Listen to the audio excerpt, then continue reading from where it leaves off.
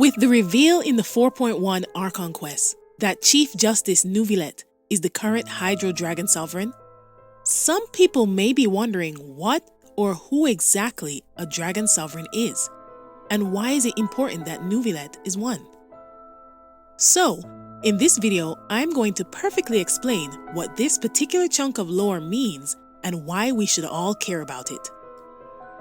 This is the Unlikely Genshin Gamer, and welcome to a lore explanation about the Dragon Sovereigns of old. The Dragon Sovereigns are a fairly old concept that has been trickled to us bit by bit since Enkanomiya and its corresponding world quests were introduced back in version 2.4. And that's because of how closely connected they are to Enkanomiya's history and the very, very early history of all of Teyvat. That history is important because it reveals some of Teyvat's dirty hidden secrets that may very well come back to haunt it later. In the absolutely ancient history of Teyvat, before any people lived there, before the 7 Archons, the land was inhabited by Vishaps, land, air, and sea dragons. And these Vishaps were ruled by all-powerful elemental dragons called the Dragon Sovereigns. Each Dragon Sovereign resonated with its corresponding element and ruled the region of the world where that element was most bountiful.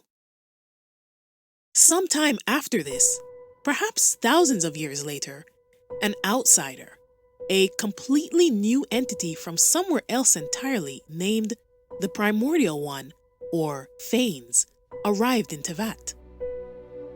They were described as being androgynous and having hatched from an egg, and are therefore referred to as they.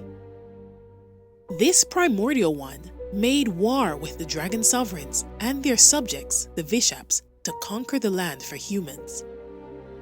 It is left unclear whether they made humans or whether they brought them to Teyvat from somewhere else.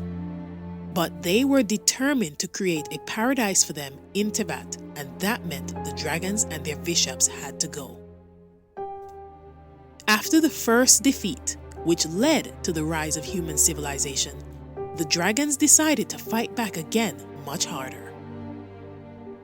We learn a lot about what happened at that time from 3 very important sources. One is Apep, who is the original Dendro Sovereign. We meet her in Nahida's second story quest, and she's able to clarify quite a bit about what happened during that war. According to her, the dragons fought bitterly to take back the world they saw as rightfully theirs. And when they realized that they needed more power to defeat the Primordial One and its helpers called Shades, the Dragon King, Neuvillette, left Teyvat completely to find help and came back with forbidden knowledge, the power of the Abyss. This is the second who came, or the second throne of heaven. The second source of information is the Mistress of Flowers, who was an ancient Seelie from the earliest history of Teyvat before she ruled alongside King Deshret. She was a first-hand witness to the war between the Primordial One and the dragons as well, and certain artifact set descriptions tell of her account of what the Primordial One did to win and how badly the world was damaged by it. And the third source of information is an ancient book created by those early people in the Enkanomiya civilization. This book, called Before Sun and Moon, is our most important source of information for a few reasons, which I'll explain shortly. Now, according to Apep, when Neuvillette returned to Teyvat with renewed force, the clash that came from these 2 mighty enemies devastated the entire continent so badly that the world was nearly obliterated. And the Mistress of Flowers tells us that part of the reason why is because the Primordial One used the celestial nails to stamp out Abyss corruption, which had gone completely out of control. But all the life around them became collateral damage. These massive glowing crystalline missiles were dropped from the sky in specific locations to completely turn back the enemy. An example of its destructive force is the desert of Sumeru, which, before the nailing, was a complete rainforest, and was afterwards turned entirely to desert. The small section that is rainforest again was the handiwork of the Dendro Archon Rukkhadevata later. Another one was dropped in the mountain of Mondstadt, now known as Dragonspine. Before the nailing, it was a lush, green, and fertile mountain, and afterwards it was shrouded in perpetual ice, wind, and snow. After fighting to their last, the dragons lost the war, and some of the Vishaps were cast into a strange region outside of Tevat, known as the Dark Sea. These are the baptismal Vishaps we encounter in Enkanomiya. The fate of most of the individual sovereigns remains a mystery. And lastly, the people who lived on the surface before the war were largely demolished, with a very small portion being knocked into that strange dark sea as well. This was the city of Enkanomiya, perhaps the actual capital of that civilization. There are more remnants of that civilization in the chasm, where another spike can be found, and far out in the desert. The only sovereign we definitely know the fate of is Apep, who was directly corrupted by the forbidden knowledge and remained sickened by it until Nahida heals her in Act 2 of Nahida's story quest. Dvalin is also a Vishap dragon, but Venti has described him as very young, so he may be the current instead of original animal dragon sovereign. Ajdaha is another powerful Vishap dragon who is described as king of the Geo Vishaps, but it isn't clear if he's the original sovereign of Geo or a descendant either. Nothing is known about the Pyro, Electro, or Cryo sovereigns thus far, which brings us to the last one, Hydro. According to a prophecy left by the Vishaps in the Dark Sea, the new Hydro Dragon sovereign would be born in the form of a human because the lineage of the current baptismal Vishaps had become impure. This was something Orobashi found out through experimenting on and studying the baptismal Vishaps when he took over Enkanomiya, and he was determined to stop that from happening. But it did, and that person has now been confirmed to be Neuvillette. This makes him a powerful, controversial, and potentially dangerous individual. So, what does this all mean? Time for me to come back to the book in Enkanomiya. The history of Enkanomiya is very interesting because of the lengths the Primordial One has gone to keep it secret. None of the history I just explained about the dragons, the war, and the destruction of that time is accessible knowledge. The reason no one except very special individuals knows anything about the dragons, or the fact that the Primordial One isn't from Tevat, or that there was a people that were cast aside and forgotten out in the Dark Sea, is because everyone who finds out gets killed before they can share that information. Case in point is Orobashi, the Watatsumi Omikami. Allow me to briefly explain his history. Orobashi was a contender for a Gnosis during the Archon War, who lost to Morax and was cast into the Dark Sea as well. While there, he found the people of Enkanomiya suffering under tyranny and agreed to be their god. But while there, he inadvertently read that forbidden book which lists all of Celestia's embarrassing secrets. Now, as long as they were tucked away in that lost region, he and the people that wrote that book, it didn't matter what secrets they all knew. But when Orobashi proposed to bring those people out of the depths and back to the surface world, a sacrifice had to be made. Orobashi would have to take all their supposed sins unto himself, and he would die with the secrets while they would be allowed to resurface. Those people became the inhabitants of Watatsumi Island, and Orobashi went to his death at the hand of Raiden's Muso no Hitotachi under the pretense of invading Yashiori Island. This indicates that almost no one is allowed to know about anything found in that book.